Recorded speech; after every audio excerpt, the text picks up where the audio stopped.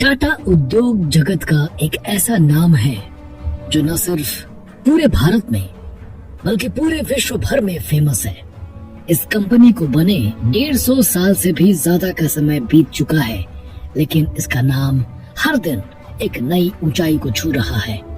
Tata company 150 देशों में अपने पैर जमाए हुए है और लगभग 60 करोड़ ग्राहक इसकी सर्विसेज को यूज कर रहे हैं।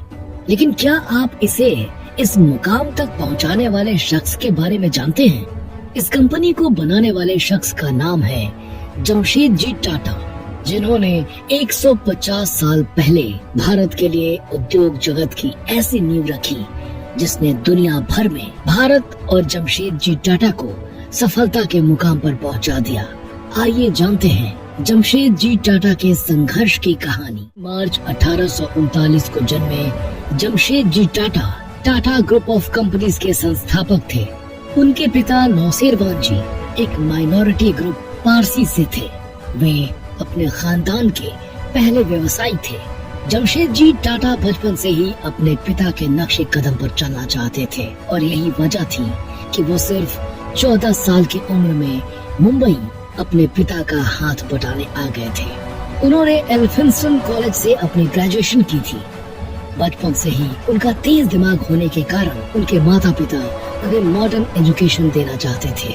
पढ़ाई के दौरान ही उनकी शादी हीराबाई दाबू से हो गई थी। 1858 में पढ़ाई पूरा होने के तुरंत बाद ही उन्होंने अपने पिता की एक्सपोर्ट ट्रेडिंग फर्म को पूरी तरीके से ज्वाइन कर लिया था। इसके बाद उन्होंने जापान, चाइना, यूरोप जैसे बड़े बड़े देशों में टाटा की ब्रांचेस खोली।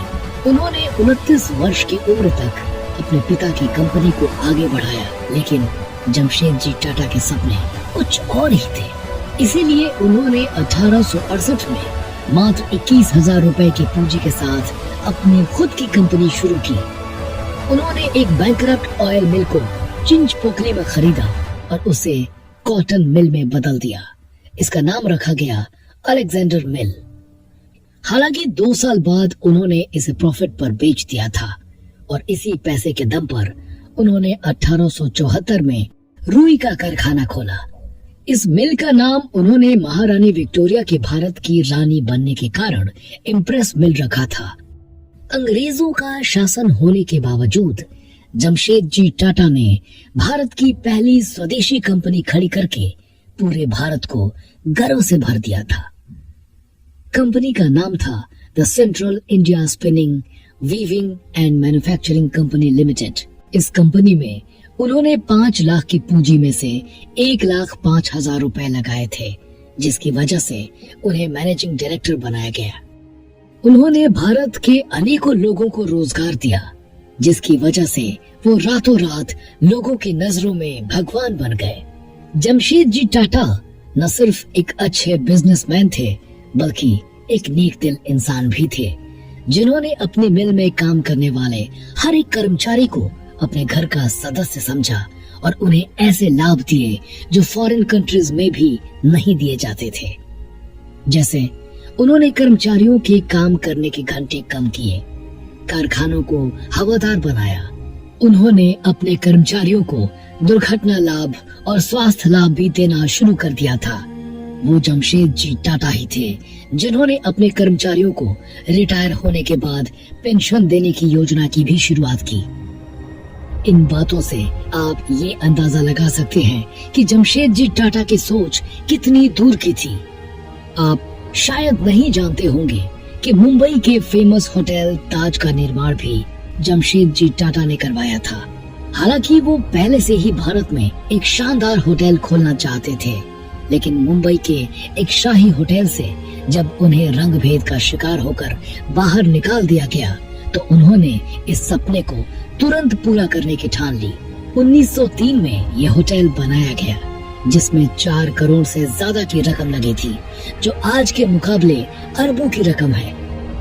इसके बाद 1904 में तबीयत खराब होने की वजह से जर्मनी में उन्होंने अपने जीवन की अंतिम सांस ली थी।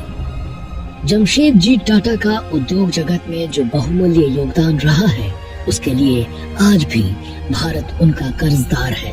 अंग्रेजों का शासन होने के बाद भी उन्होंने जिस तरह से विश्व भर में भारत का नाम बढ़ाया वो वाकई अमूल्य है। टाटा आज एक जानी मानी कंपनी है जिसने हर एक एरियाज में अपनी ब्रांचेस खोली है और जाने माने बिजनेसमैन रतन टाटा आज भी भारत और भारत के लोगों के लिए सर्वश्रेष्ठ योगदान दे रहे हैं। आज के वीडियो में बस इतना ही। अगर आपको ये वीडियो पसंद आया हो तो इसे लाइक और शेयर जरूर कीजिएगा।